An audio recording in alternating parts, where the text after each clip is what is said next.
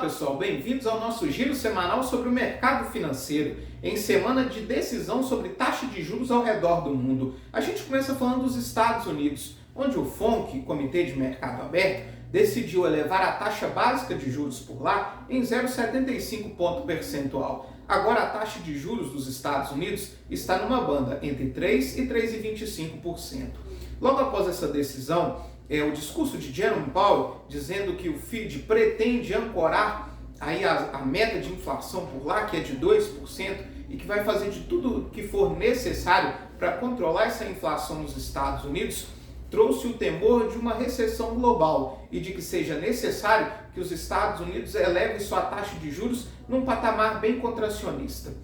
Na contramão da economia global, o Brasil decidiu manter a sua taxa básica de juros em 13,75 ponto percentual. Aqui nós vivemos um momento diferente na economia. Ano passado, o nosso Banco Central promoveu aí a maior alta da taxa de juros do mundo. Isso fez com que a economia brasileira vivesse um momento diferente. E nesse momento em que o mundo revisa suas taxas de juros para cima, o Brasil mantém a sua taxa básica estável. Mesmo aí na decisão do Copom não sendo unânime, 2 dos 9 diretores votaram por um aumento residual de 0,25 ponto percentual. Essa perspectiva de melhora foi sentida no mercado. Tanto que, diferente das bolsas globais que caíram essa semana, o nosso Ibovespa encerrou a semana em alta. Ele encerra essa semana com uma alta de 2,25%. Já o dólar fechou basicamente estável, uma leve alta de 0,11%, encerra essa semana cotado aos R$ 5,26. Outros 2 países também que manteram suas taxas de juros inalteradas foram a China, que vive aí um problema na sua economia devido à política de Covid-0, teve mais uma vez o seu PIB revisado para baixo, e também o Japão, que manteve a taxa inalterada, mesmo a inflação lá no acumulado registrando 3%. A meta de inflação do Japão é de 2%. Já aqui no Brasil, as casas, os economistas, revisaram mais uma vez o nosso índice de inflação para baixo. O Boletim Focus trouxe uma perspectiva de inflação ao final desse ano de 6%. Já a Turquia anunciou um corte na sua taxa básica de juros, um corte de 1%. O problema é que na Turquia a inflação vem batendo recorde e esse corte na taxa de juros ele segue uma interferência do governo federal no Banco Central e não uma decisão técnica, o que tem afastado os investidores do país.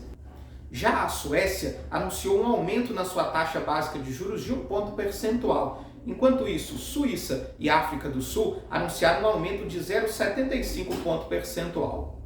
Já Reino Unido, Noruega, Filipinas e Indonésia anunciaram um aumento de 0,5 ponto percentual na sua taxa básica de juros, com a expectativa de tentar conter os fortes índices de inflação.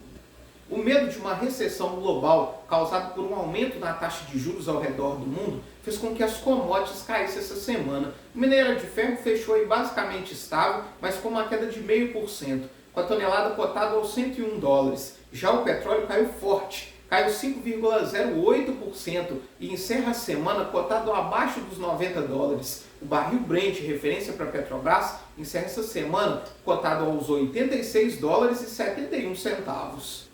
Já as bolsas sofreram bastante, encerra essa semana em forte queda. O S&P 500 caiu 4,7%, a Nasdaq caiu 4,95%, já o Dow Jones caiu 3,78%. Na Europa, o Stoxx 600 encerra essa semana com uma queda de 3,68%.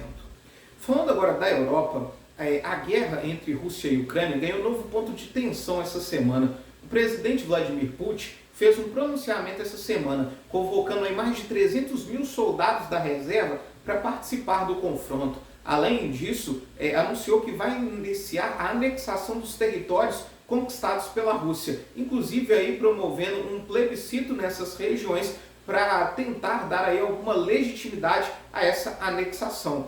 E outra fala também que preocupou bastante foi que Putin disse que existe sim a possibilidade de usar armas nucleares caso a segurança do território da Rússia seja ameaçada. Outro ponto da Europa essa semana foi a inflação ao produtor da Alemanha, que bateu aí um novo recorde, superou os 40% e é a maior inflação aí desde 1949, quando se começou a fazer a afeição desse índice. Outra notícia que vem da Europa é em relação ao Reino Unido. A nova primeira-ministra, Liz Truss, anunciou essa semana o seu pacote de estímulos para a economia, que inclui aí uma redução de impostos, além de subsídios para os custos de energia para os consumidores, na ordem de cerca de 60 bilhões de libras. Esse pacote de estímulos aí é visto com maus olhos pelo mercado, porque o Reino Unido atravessa aí a sua pior inflação dos últimos 40 anos, chegando a bater aí cerca de 10%, e o temor do mercado é que esses estímulos possam pressionar ainda mais a inflação.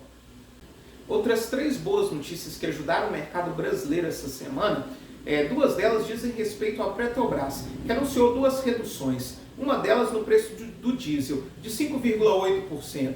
Deve cair cerca de 30 centavos no preço das refinarias.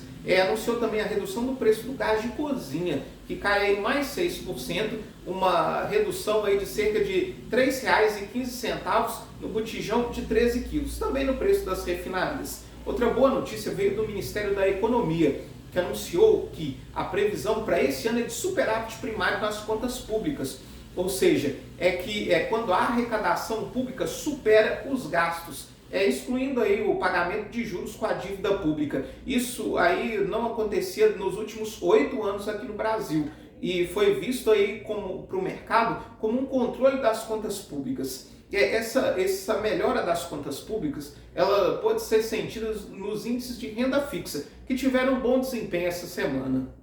Enquanto os juros futuros caíram com uma expectativa de uma Selic mais estável, o DI para janeiro de 23 teve uma queda de 0,11% e encerra essa semana cotado aos 13,69%, a carteira de títulos públicos performou positiva. O IMA geral teve uma alta de 0,58%.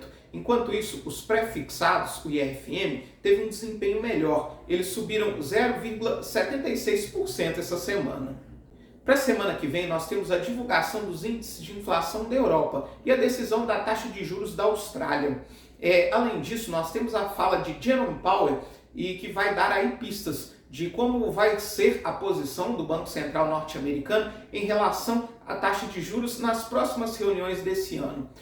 Aqui no Brasil, nós temos a divulgação dos índices de inflação, o IGPM e o IPCA-15. Além disso, nós temos a divulgação dos dados do emprego e temos a divulgação da ata do Copom, que vai nos dar aí mais pistas de como foi essa decisão do Banco Central de manter a nossa taxa básica de juros estável, e as falas de Roberto Campos Neto.